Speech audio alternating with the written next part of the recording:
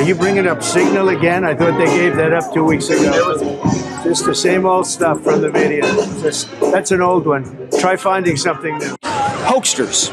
This group, no, this group right here, full of hoaxsters that peddle anonymous sources from leakers with axes to grind, and then you put it all together as if it's some news story. Have you spoken to the president? Have spoken to the president, and we are going to continue fighting on the same page all the way.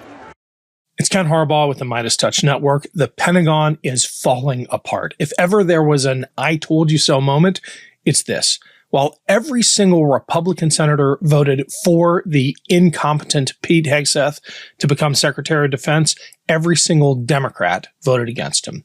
Before that vote, Tammy Duckworth, war hero and senator, came on this program to make the case for how ill-equipped Hegseth was to run the DoD. And it has taken almost no time at all to prove how right we were. But as satisfying as the well-deserved I told you so might be, this is the Department of Defense we're talking about. America's national security is on the line, not to mention the lives of the men and women in uniform who carry that burden. Yet every day, a new story breaks about just how dangerously dysfunctional the Department of Defense has become under Hegseth's so-called leadership.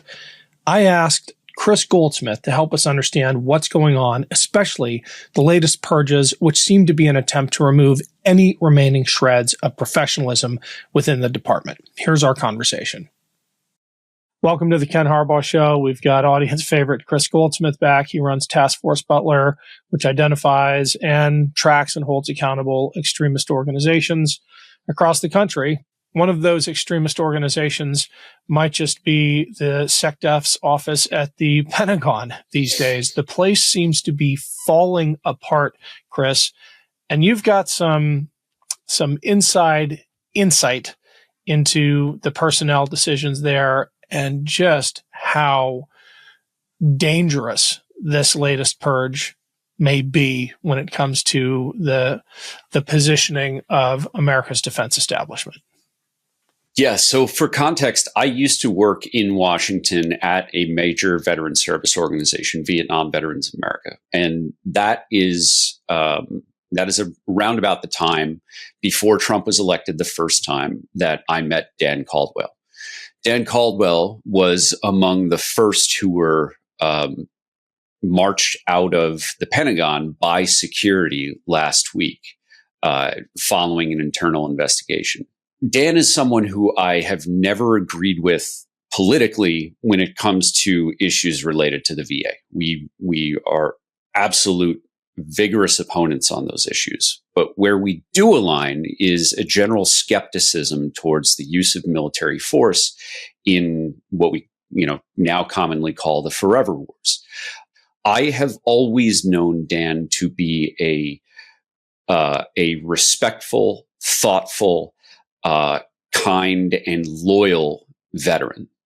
This man served in the United States Marine Corps, and through all of our disagreements, he has been one of the folks who, even through this entire Trump era, has had my respect.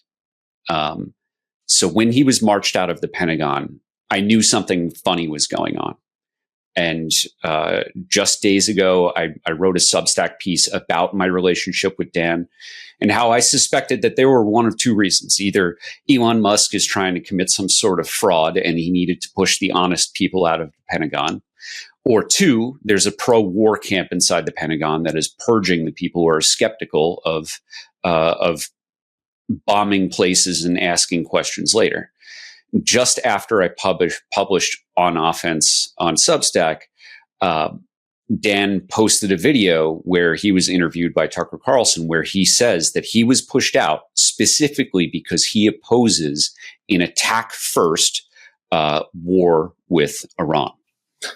Well, the scary thing about that, I mean, it is frightening on many levels, but it's exacerbated by the fact that we have a Pentagon leadership now that treats the most powerful military in the history of the world as a Lego set or as a video game. I mean, the fist and fire emojis, right? The signal channels with spouses and siblings on board. It is not a serious organization, but it has a deadly serious mission, including nuclear weapons. Mm-hmm. Yeah. So I wouldn't normally tell people to go seek out Tucker Carlson's show and watch it, but I think it's important that people form their own opinions and hear it from the source. What the ideology that informs Dan Caldwell is something I don't agree with, but it is sound. I grew up in a kind of not in Republican politics, but holding Republican aligning beliefs from the time that I was a young boy. I was a Cub Scout. I was a Boy Scout. My hero growing up was Teddy Roosevelt. And he talked about his foreign policy and his approach to politics being speak softly, but carry a big stick, right? Dan Caldwell believes in Teddy Roosevelt's slogan to his core. And that is that we should, as a nation, fully exhaust our diplomatic efforts before we ever engage in something like warfare. And he says this beautifully in this clip, the entire purpose of the Department of Defense is to leverage that to achieve our objectives with other nations through diplomacy. The purpose of our warfighters is to achieve our diplomatic goals. The purpose of our warfighters is not to fight for fighting's sake. It is not to go to war to prove that you're the toughest or you're the best or you're the wealthiest nation. That is not a sustainable way to run the Pentagon. But Pete Hegseth seems to think that it is, and so does Donald Trump and everyone who he's surrounding himself by. Hey, it's Ken Harbaugh. Huge shout out to everyone who has supported this show via our Patreon page. If you want to weigh in with questions for upcoming guests or give us feedback on past guests or make sure you never miss an episode, click the link below. It's free to sign up. And if you're able to pitch in a few bucks a month, just know that we put every dollar back into the show. We do have another reporting trip to Ukraine coming up. Thanks for the help.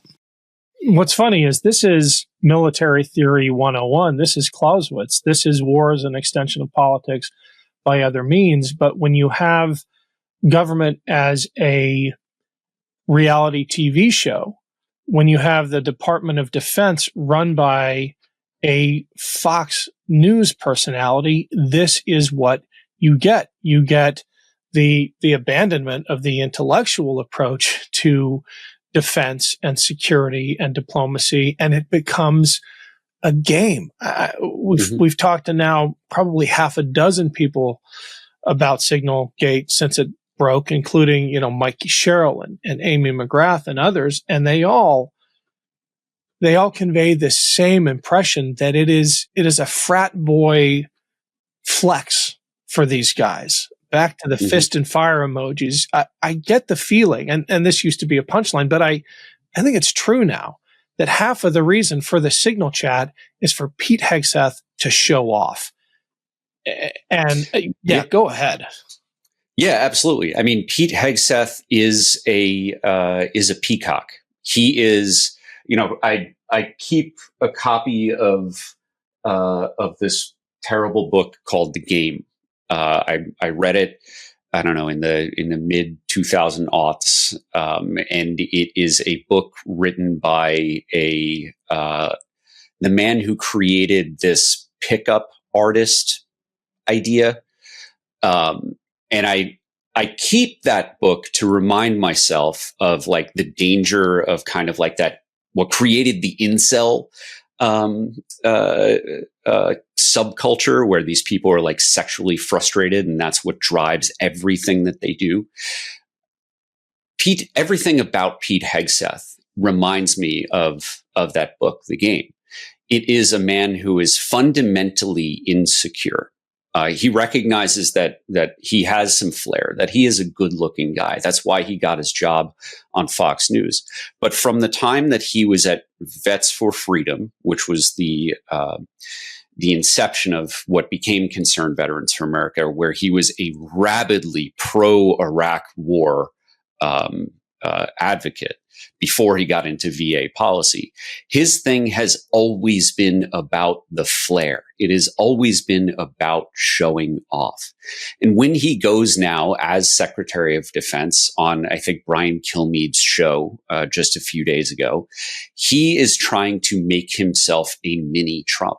He is trying to talk about how he's a martyr and that this isn't really a scandal and that they're just going after the media, the liberals, the left, the Democrats, the rhinos, they're all going after him, not because he violated every cybersecurity training that he has ever done as a former Army major, but because the man has no qualifications to be the Secretary of Defense. So he is instead trying to puff up his chest and he's trying to peacock because he knows that his audience of one, Donald Trump, he loves that shit. Yeah. I'm so glad you pointed out the audience of one, because I think what comes through for almost every vet and certainly people who are currently serving, watching that peacock display is, he's not talking about us. He doesn't care about us.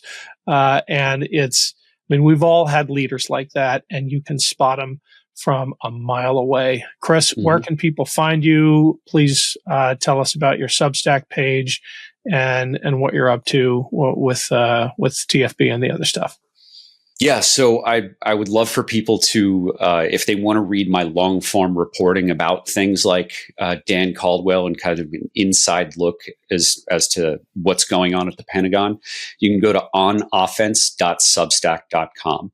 I also want to encourage people to check out my new podcast, also on Substack, but anywhere else that you listen to podcasts. It's called The Find Out Podcast. So you can go to findoutpodcast.substack.com. And we're talking about how the decisions that are made by the Trump administration affect every aspect of every American's life. Most people who watch your show know me as the anti-fascist veteran, as the leader of Veterans Fighting Fascism and Task Force Butler Institute, performing research into neo-Nazis, right? But I'm 5 weeks away from having my first kid. I am thinking right now about how the tariffs are going to make the little plastic baggies that breast milk goes into, it might make those unavailable because a 164% tariff on such a cheap item means that stateside suppliers are simply not going to order them anymore. I'm thinking about how I have a pickup truck and 2 dogs. And if I want to move my whole family, I've got to buy a new vehicle because I can't put a car seat in the back of a pickup with a 90-pound pit bull. So I'm thinking about how the tariffs are going to cost me many thousands of dollars if I want to do something like buy a minivan to keep my family safe. So for all of those conversations, look for On Offense and look for the Find Out podcast on Substack. Anywhere that you listen to podcasts, you can find us. And make sure to check me out on TikTok and the rest of the social media apps. We'll put the links in the show notes. Thanks, as always, Kris. Stay strong. Thanks a lot, brother. New Midas merch drop. Check out the latest pro-democracy sticker packs, t-shirts, hats, sweatshirts, and more. All at store.MeidasTouch.com.